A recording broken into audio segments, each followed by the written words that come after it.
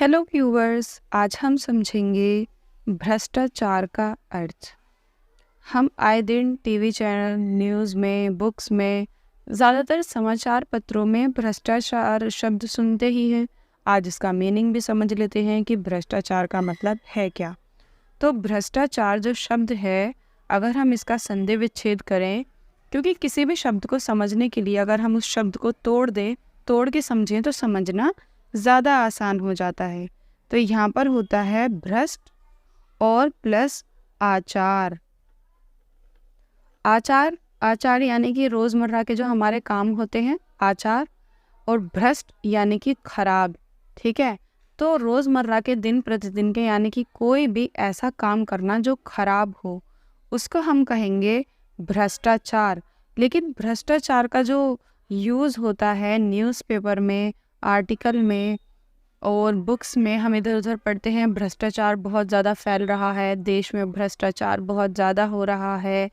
तो वहाँ पे भ्रष्टाचार का जो मतलब होता है वो होता है जैसे कि कोई भी व्यक्ति अपनी पावर का इस्तेमाल करते हुए, ठीक है, पावर का इस्तेमाल करते हुए, लेकिन कैसा इस्तेमाल? गलत इस्तेमाल।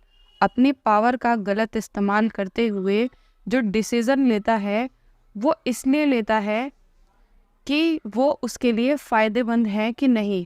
मतलब डिसीज़न किस लिए लेते हैं? जैसे कि मान लीजिए कोई जज है, या फिर मान लीजिए कोई जज है, कोई टीचर है, ठीक है, कोई डॉक्टर है, कोई भी है, वो अपनी पावर का यूज़ कर रहा है डिसीज़न लेने के लिए।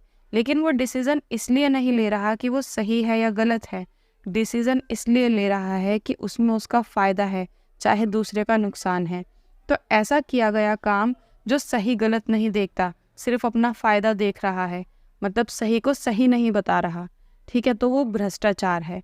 और उसमें पावर का भी इस्तेमाल हो रहा है। इसलिए आपने ज़्यादातर जो भ्रष्टाचार शब्द सुना होगा वो उन लोगों के लिए सुना होगा जो पावर में है। पावर यानी कि जिनको संविधान के हिसाब से शक्ति मिली हुई है। जैसे कि कोई भी आप नेता देखेंगे तो संवैधानिक शक्तियाँ उनको प्राप्त हैं। जैसे कि प्रधानमंत्री को बहुत सारी शक्तियाँ प्राप्त हैं, राष्ट्रपति को बहुत सारी शक्तियाँ प्राप्त हैं। ये वो वाली शक्तियों की बात नहीं कर रही मैं कि मकड़ी काट लेती और फिर हाथ में से मकड़ी का जाला निकलता और एक बिल्डिंग से दूसरी बिल्डिंग पे उछलते हुए फिर रहे हैं, शक्ति आ गई, वो वाली नहीं। संवैधानिक जो शक्ति होती है वो संविधान हमें देता है, संवैधानिक, ठीक है।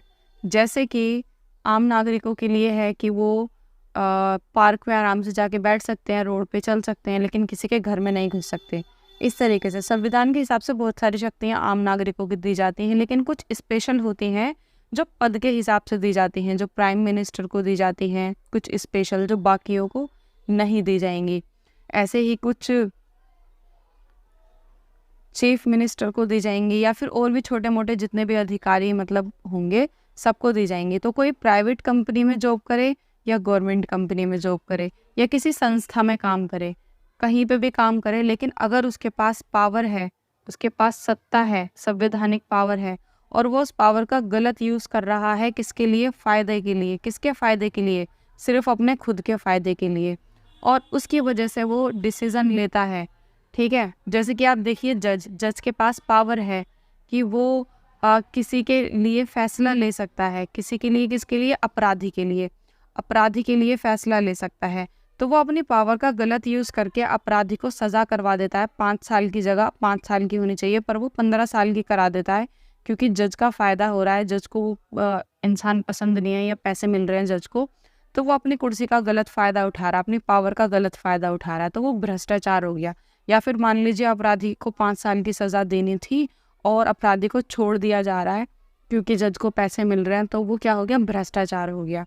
आई होप आपको भ्रष्टाचार का मीनिंग समझ में आ गया होगा कि मीनिंग मैं इस तरीके से बता रही हूँ कि मीनिंग समझ में आया हो या ना आया हो, लेकिन जब इसकी बात होती है तो इसका अर्थ क्या निकल कर आता है, ठीक है। तो समझ में आ गया होगा। आई होप आपको। इसी तरीके के और भी वर्ड जानने के लिए हमारे चैनल को सब्सक्राइब करें, और कोई नया वर्ड हमें कमेंट में सजेस्ट ज़रूर करें। मिलते हैं नेक्स्ट वीडियो में। Bye bye.